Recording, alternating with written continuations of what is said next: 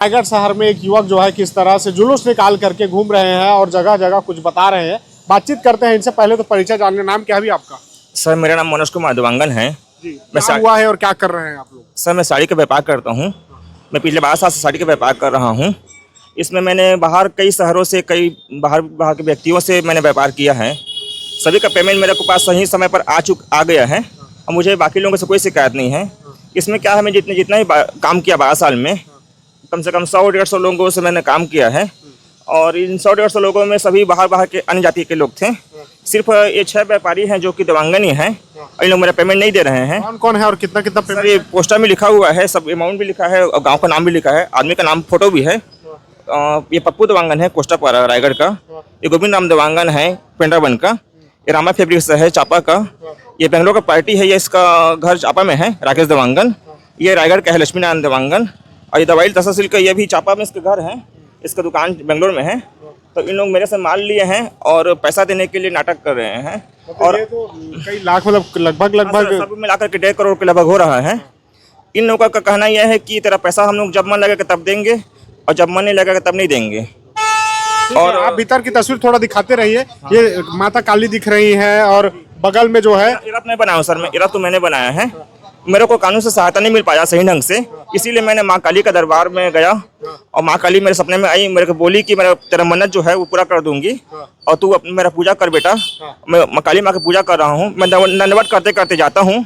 कहाँ से निकले और कहाँ जा रहे हैं? मेरा घर कोता रोड रायगढ़ में आलोक के जगह बगल में है। और मैंने पिछले कई दिनों से सारंगगढ़, चंद्रपुर, चंद्रहासनी मंदिर, इधर उधर कई शहर कई गांव से जितने भी माता देवी का मंदिर है सभी जगह जाता हूं। ये मेरा 16वां नंबर है। मैंने 51 बार दंडवत करने का संकल्प लिया है, जिसमें आज का 16 नंबर है। तो ये बताइए, तस्वीर जो लटका कर रखे हुए हैं ये सब कौन कौन है? ये सब मेरे व्यापारी हैं, व्यापारी का फोटो है ना। ये थोड़ा हटा दूं, मैं चलते हैं दिखाते हैं। तो ठीक है ना, आइए, हाँ, आइए। ये थोड़ा बताते रहिए। तो अब भीतर थोड़ा बताइए कौन कौन है, क्या क्या है, उन्होंने क्या किया है? ये पप्पू देवांगन है कोस्टा पारा रायगढ़ का है। ये गोविंद राम देवांगन है पेंड्रावन का।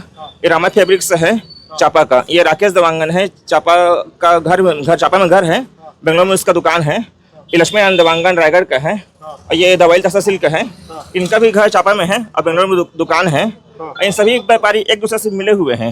अच्छा। और मेरे ऊपर इन लोग ऐसा सेट किए हैं कि मेरा पेमेंट इन लोग नहीं देना चाहते हैं। और पिछले 1.5 महीने पहले पिताजी को हार्ट अटैक आया हुआ था, उनका इलाज मैंने मेट्रो में कराया। मेरे पास पैसा नहीं था, मैंने भीख मांग के पैसा इकट्ठा करके पापा जी का इलाज कराया। और इन लोगों को जब मैंने जिक्र किया पिताजी को हार्ट अटैक आया है, तीन लोग बोलते हैं कि तेरे पिताजी मर जाएंगे तो मर जाएंगे, उसका ठेका हम लोग नहीं लिए हैं और तू जो काम करे उसको तू कर, और तू अगर कानून में जाता है तो तेरा कानून को हम लोग खरीद लेंगे बोलते हैं।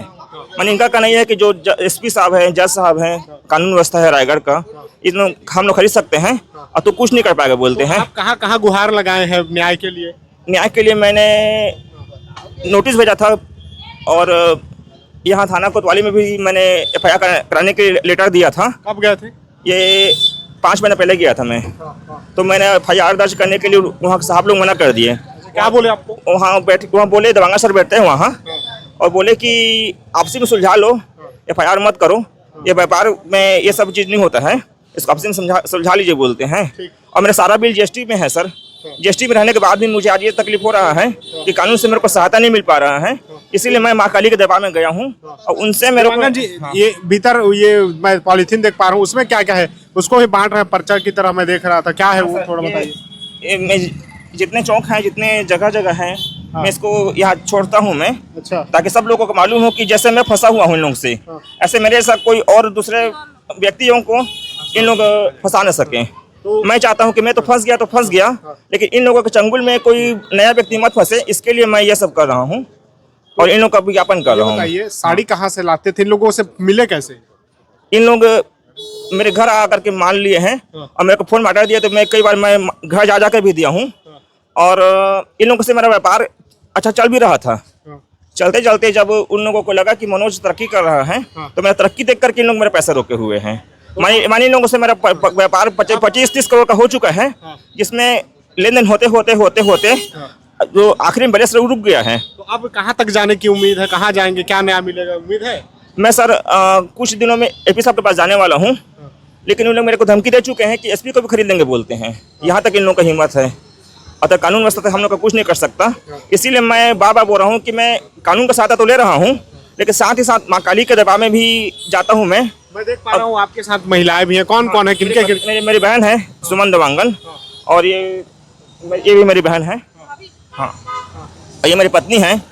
ये भी बहुत परेशान है। हम लोग का भी घर में गरीबी चल रहा है बहुत ज़्यादा। स्कूल में फीस नहीं पटा पा रहे हैं बच्चे लोगों का।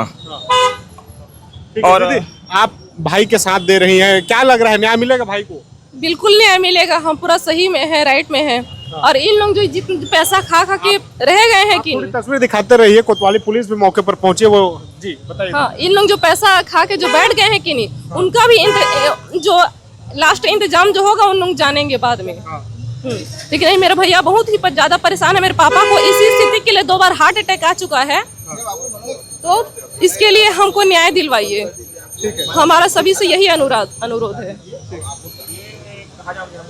कहाँ आप शादी होके कहाँ गए दीदी? कोरबा भाई की मदद के लिए वहाँ से आए आप? हाँ, भाई की मदद के लिए आई हूँ मैं भी।